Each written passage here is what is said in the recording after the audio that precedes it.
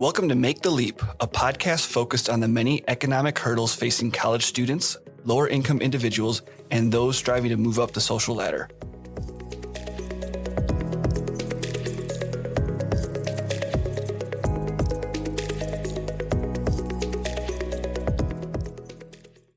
I'm Brad Constant, here with my fellow host, George Graham. George, how are you today?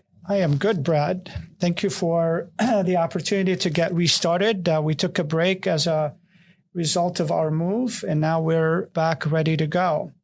Today's topic is the invisible children, or what I call the expendable kids in foster care. Almost 400,000 kids live in foster care in the U.S. For the most part, they are totally invisible unless there is a lawsuit or there's an accident or some tragic event that makes the media or hit the news. To be sure, many foster parents are loving and supporting, but being a foster child in America means something completely different and for the most part, sometimes painfully different. So our guest today is Kristen. Kristen works at Ross, but to give you a little bit more background on Kristen, I will turn it over to Brad. Thanks, George. Yeah, Kristen is the director of training. She designs and facilitates engaging learning experiences for Ross. Her interest in foster care began when she was finishing her master's in instructional design. Her capstone was focused on creating units of instruction on emotional skill building for Felony 1 and Felony 2 juvenile offenders in the state of Ohio. In the analysis phase of her project, she learned that nearly all of the young men who volunteered to participate in her research project had been moved around in the state's foster system. Shortly thereafter, while working as a violence prevention educator, she was a member of Delaware Peace Collaborative. And here she began to see how, as a society, we could do better for our kids and their future. Kristen is currently a board member for Friends of CASA, which is court-appointed special advocates program of Delaware and Union counties, which recruits, screens, trains, and supports community volunteers to advocate in court for child victims of abuse and neglect. Kristen, thanks for joining us today. Well, hi. Thank you for inviting me. I'm very appreciative. So, Kristen, I know Brad gave us a little bit of a background, but with over 400,000 kids, and depending on what numbers you use, sometimes almost 500,000 kids in foster care, how did that get on your radar, even to begin through your studies and your work? It really began, as Brad mentioned, when I began working on my master's in instructional design. And I had the really interesting experience of working with 60 men, 20 men at each of the 3 Ohio youth facilities. Where my task was to work with a faith-based group that had a prison ministry. And their programming focused on transitioning youth, but to transition them from release from prison to life. And I first got interested in it when we had to have the kids fill out a survey questionnaire, and the participants in the survey were aged 16 to 21. And almost all of them had been through the foster system. So my eyes were really wide open at that part, because when I began designing some social emotional skill building, I realized the piece that a caring adult, a parent, a foster gives to those kids at the front end of their youth. And these kids might have missed or never, ever had. So my eyes were open then. So, Kristen, that led you, as we mentioned, to the Delaware Peace Collaborative and then into CASA. How does CASA support the foster system? Oh, it's wonderful. So I'll speak about the state of Ohio, but not all counties, there's 88 counties in Ohio, and not all of them have a CASA office. Some counties will share or coordinate together their assignments, and they are managed or administered out of the juvenile courts in each county. So CASA itself on a national level was founded by a judge. And then now the judges in these counties are trained on how to administer the CASA or GAL, Guardian Ad Litem programs. And they're designed then to appoint somebody who, a volunteer, who works with an abused or neglected kid. So it could be a kiddo like young. It could be a kiddo that's maybe in high school. It could be somebody that's in a kinship situation where a family member is caring for a child in the system, or it's a true or working with a foster family. And this volunteer goes in front of the courts and advocates on behalf of that abused or neglected child. So the CASA is interviewed and interviewing all of the important people in the kid's life, like teacher, who is the guardian right now at the time of that, the judges, the guidance counselor, doctors, therapists, and they'll kind of tag team it. And then that volunteer will make a recommendation about what's in the best interest of the child. So when I first became familiar with CASA, I was introduced to the Fostering Futures program, which is then a fostering experience for older teens. So kids that are getting close to that transition age. So the transition age, Kristen, I'm assuming this is the aging out. Is that what you're referring to? That's exactly right. Yeah. And I think that the age out in general is around 22 years old, right? When they have to exit the foster care system. That's right.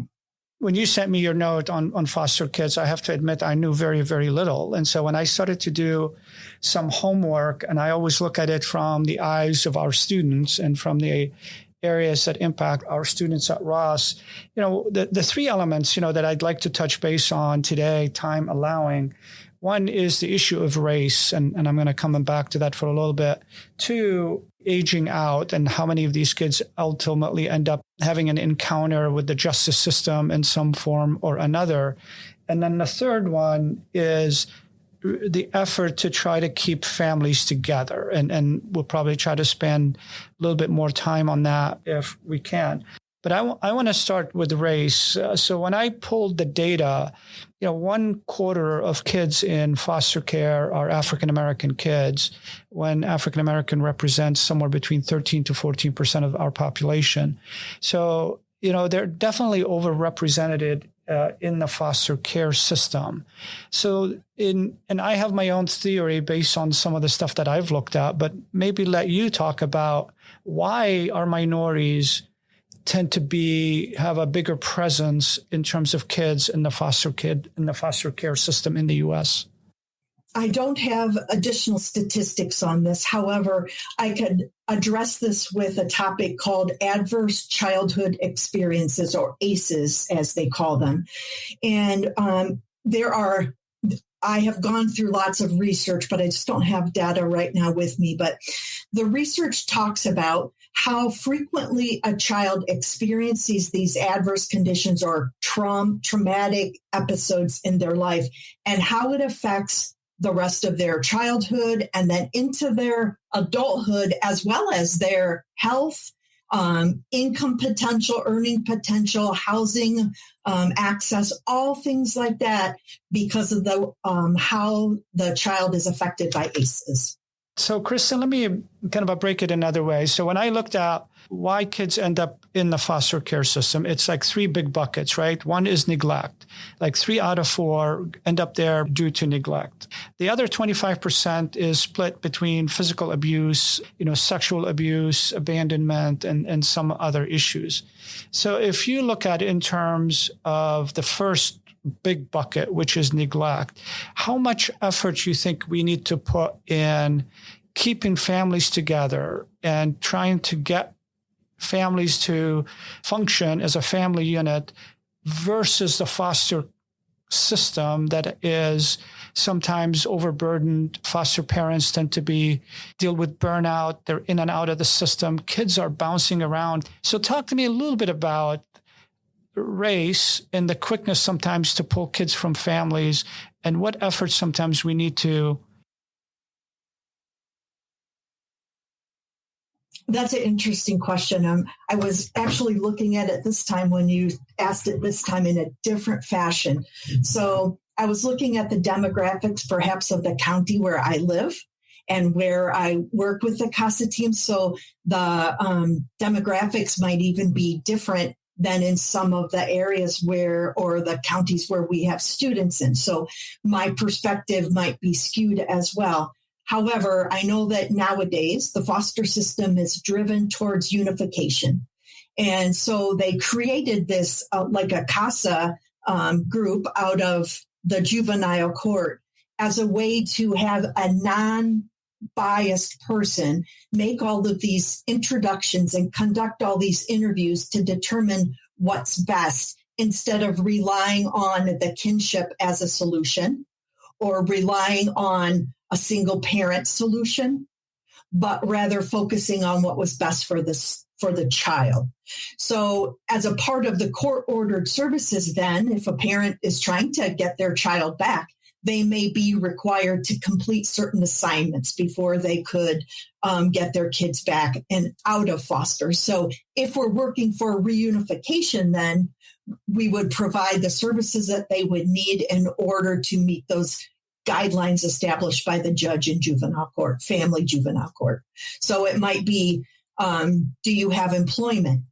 Do you have housing? Is it a safe place? Have you taken parenting classes? And that CASA that I talked about earlier is also going to have a part and a voice in each one of those components too. And it's as simple as the CASA would be attending a supervised visit with parent and foster child, their own child who's in foster care. And so when we see all of those components that are required for the judge to say, here's the reunification process in action, that CASA would be a part of each one of those pieces. So always towards reunification. Sometimes CASAs are very stressed or disappointed in whatever decision the judge might make about what's best for the child. And so we kind of work in all of those pieces to at least advocate for them in each category. So Kristen, hearing that, it actually brings me back to a personal experience that my wife and I had. We went through the whole process of getting certified for refugee foster care. And it was almost step by step what you just described. We had to attend classes. Then we had to make sure that our home was safe, and they had to come and certify it. So for me, it's really positive here that this is happening. Now, I also want to take a look at, you sent over some stats that for me were pretty startling about when kids leave the foster care system. 40% were homeless, 40% were receiving public assistance or were incarcerated, 40% experienced drug or alcohol abuse. I mean, these numbers are staggering. And It just leads me to wonder if you could possibly shed some more insight on what are some of the challenges that a kid coming out of foster care faces compared to a kid that's coming out of the family environment. Before maybe you answer that, Kristen, is maybe also add to that in terms of what Brad said is what burdens the system? Why can't they deal better, these are really difficult outcomes for a system that hosts 400,000 kids to know that so many of these kids can end up in harm's way. So what's burdening the system that leads to what Brad asked? Sure. The staffing at the agencies that deliver those social services, that's down. I don't know if that's cost-cutting measures or what that is. Like the CASA programs or the juvenile court system, same thing. Staffing is an issue. They also have, if there's that many people in the system, that many families in the system, there's court dates that are multiple court dates for each child. And if you have, 15,000 students, like my county, my CASA program supports, 200 children, individual children. And in my mind, I now multiply that times almost 90 for the state of Ohio. That'll just give you those students that have been, or those children who have been assigned a CASA. That doesn't even include all the ones that have been assigned. So if there's a volunteer shortages at those county offices, they don't even have somebody that's specifically advocating for the child, but rather attorneys who are advocating for each party.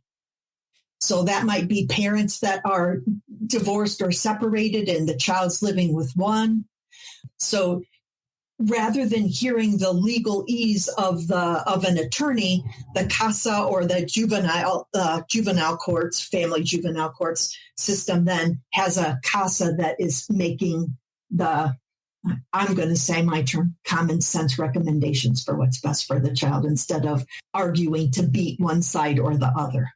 So staffing at the state level, staffing at the county level, staffing at the volunteer side. We give, even at CASA, when we raise money, we're raising money to give those volunteers gas cards so that they can drive to go help these people. I would never have thought that how do you help somebody volunteer when could be a sizable chunk of their wages, especially when you have a lot of retired people that are the ones who serve in that capacity. So it really is, I feel sorry for those kids. It's from every direction of their life. They're stuck in the middle maybe of arguments, or they know a lot of things that they shouldn't know. They know offenses that their parents have committed. They know that about money problems. And I just think sometimes they hear things that they're not ready to hear or to act on. And somebody like a volunteer who's advocating for them can draw the line and say, enough. They don't need to know that part. My heart breaks. It's just every direction for them. It's really somewhat startling that when you, or maybe to a certain extent, difficult to absorb when you think about that there are many parents out there looking to adopt. There's many parents who are really looking to bring kids from China or whatever country that they want to go to. And then we have 400,000 kids. Maybe some do get reunited with parents. Many do not. Many age out of the system. And we'll talk about that in a minute. A good chunk of them are minorities. Do you think the current system works? It just seems like majority of these kids are going to have an unhappy ending. I think it's a motivation piece too. I know and have heard of Brad's motivations to become a foster for refugees. I think that's absolutely wonderful. But sometimes motivation for those caregivers is financial. Not necessarily how they're advocating or helping a child, but rather how much money can they get per child. And then the trauma that those kids face in a foster home where someone's motivation is financial, then it compounds because of other problems in the household. Even though they have to, I think, Brad, you can probably elaborate on this, where they have to meet certain requirements to be a foster parent, including being certified as a foster parent, but not everybody continues to behave in that fashion if they have a financial motivation for it. Yeah, I'm not sure of what it takes to be certified outside of the refugee system, but I can attest that in the refugee system, like we're going through, or we had to go through, like income records, bank records, all of these things. Because yes, there is a financial support aspect that you get for each child, but they're going through and doing everything they can to vet that that's not the reason why you're doing it. And what was a positive is in our cohort, some of the parents were people who had come as refugees as children and gone through the same system, but everyone was in it for the child. How can they help? And the ultimate goal in the refugee foster care system is reunification.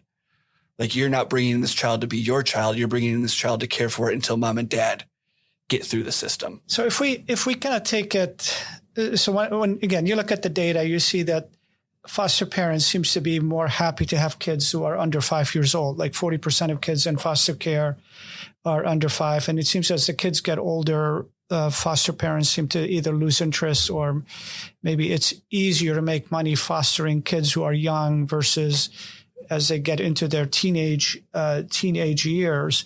And knowing that 70% of those who age out end up in some form of encounter with the justice system. What do you think should be done on the tail end of the foster care system in America? Like what should we do differently if we cannot reunite the family? What should we do differently to make sure these kids are not being bounced from home to home? And when they age out, they have a college degree, they have a trade skill, they have something to lean on, versus going to prison or spending time in jail. there's a lot that we can do from a societal perspective all the way down to the average Joe like you or I can do a lot. And it does not have to be something profound and of great significance. I'll start with just some simple things. But when I did that capstone project in the prisons, I found them very interested in participating because it was a reward.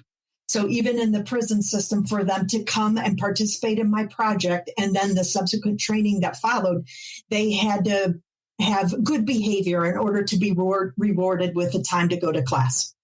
So recognizing that learning is kind of the pillar of progress, really. Once you're learning, you're preparing the way for a different direction or a new direction. And so I think that's something that's really good. I also can refer on a societal level where we recognize that there are things that we do that we take, like I'll speak for myself, take for granted. And that is that I feel like I have access to education and learning in all format, and I love to do it. So I am all the time seeking out opportunities. However, many of those kids have a really difficult time just getting through high school and don't graduate. I want to say like close to half of them don't even graduate from high school. So that's heartbreaking. And part of the things that I saw in another situation, I had a young man who was, I worked with a young man who was a junior in high school, and he was only reading at a first grade level. So from a societal perspective, the outcomes that perhaps that we seek in high school, he did not benefit from that at all. They just kept pushing him or moving him through. So, when I worked with him, it was to get him at a reading level where he could begin to fill out job applications. So it doesn't have to be anything big, but I also gave that young man books to read that were at a fourth grade level, so that he had something to aspire to, so that if he could read those books, he could fill out a job application or read the paper or whatever. So those are some simple things.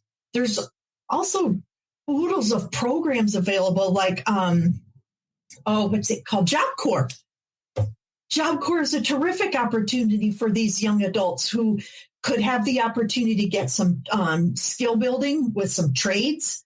Many of them will qualify for free lunches and SNAP benefits if they're homeless or in the foster system. So and that kind of kills three birds with one stone here in our discussion, where homelessness is rampant in these aging out young adults. Learning is void, not finishing high school. And I think then, as long as the school system and our country supports this social, emotional skill building in the school system, which in Ohio, they actually do have those in their state testing. They're required to demonstrate learning that shows that. Then they can begin to build upon that. But from Kristen Beal's perspective, being the one adult that cares enough to want to work with them, just one will give them enough hope to keep going and then tell somebody else what they experienced. So I just recently had a wonderful opportunity to teach some life skill classes at a transitional housing facility, just for this age group, older teens, young 20s. And I taught crock pot cooking. They don't all know that. So around that whole curriculum that they are exposed to when they're in this transitional housing is to give them skills to start their own home, with or without a foster parent, with or without a guardian ad litem. So budgeting, menu planning, transportation, getting your driver's license, going to the doctor, things that they just are not exposed to. So if all these resources are available, right, they can get clinical help, they can get mental health help, they can get Job Corps, they can get so many resources to try to get them through this. Why do you think they don't have access to it? Like, where is it that these kids are not given every opportunity, whether access to mental health or access to Job Corps or access to support in high school. Where are we off here? Where do you think? Are we off on the system side? Are we off on the foster parent side? And I know many of them are wonderful people who probably do a great job, but somewhere we're missing the mark. I think it's both the foster system and the foster parents' knowledge or preparation. But I'll give you an example where the collaboration made it work. And that was in that young man I was telling you about that read at a very low level.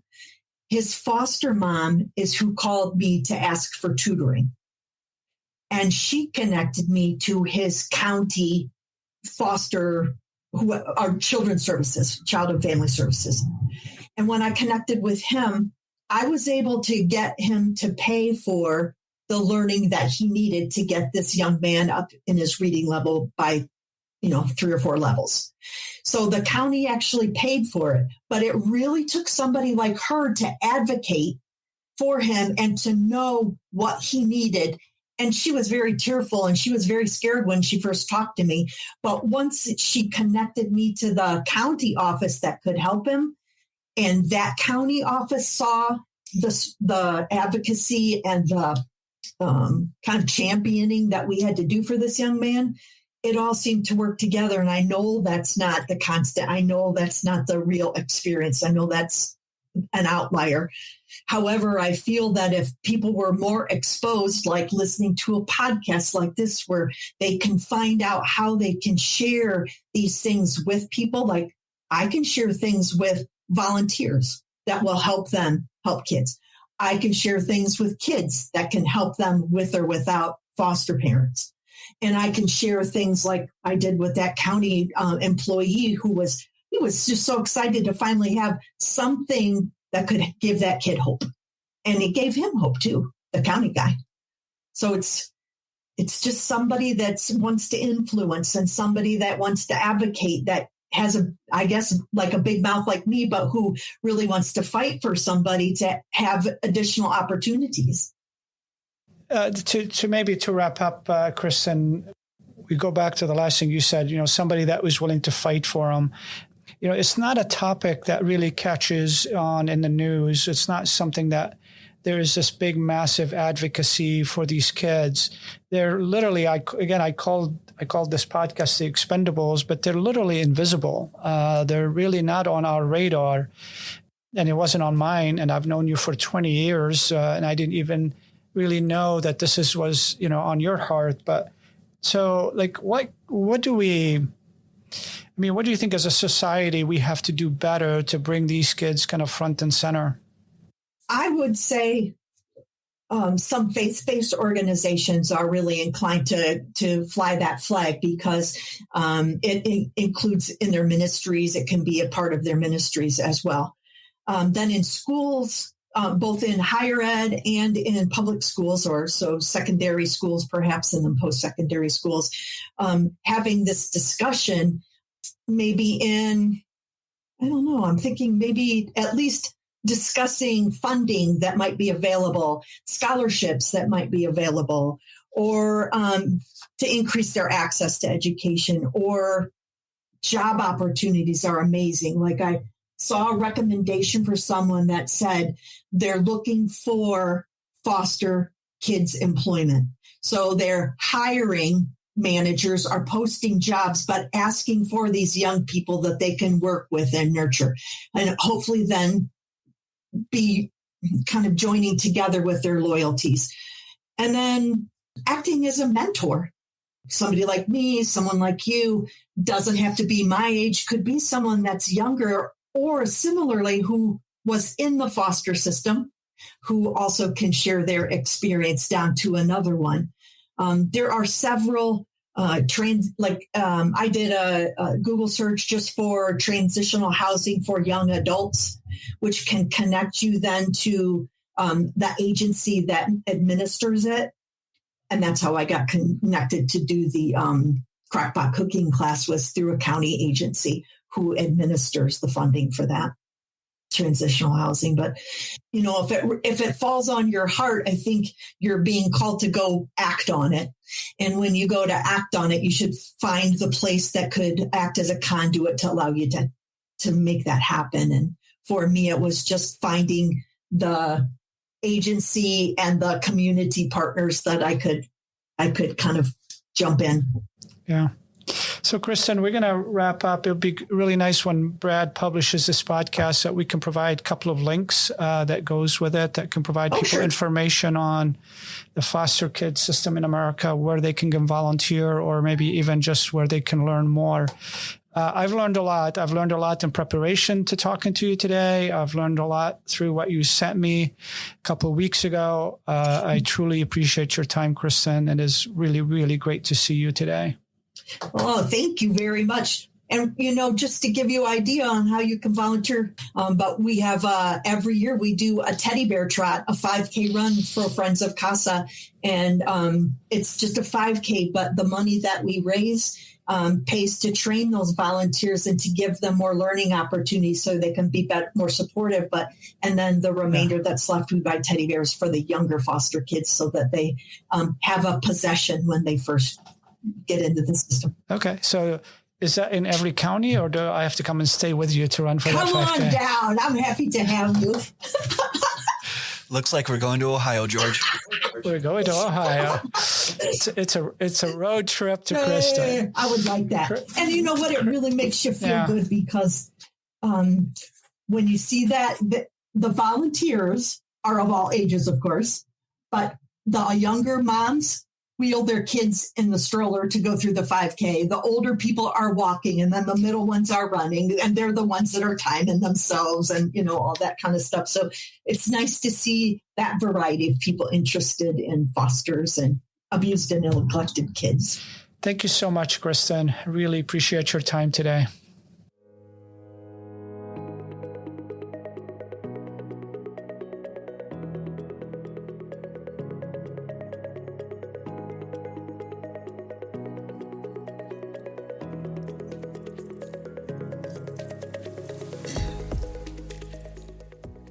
Thanks for listening to Make the Leap. If you'd like to learn more about foster care, then please visit our site, rosspodcast.com, and click on the links in the episode description. You can also visit our site or the podcast platform of your choice to listen to past episodes, as well as subscribe so you never miss future episodes. We hope you join us 2 weeks from now for our next episode as we dive into domestic violence. And, trying not to be a spoiler, we will introduce the newest member of our hosting team. See you then.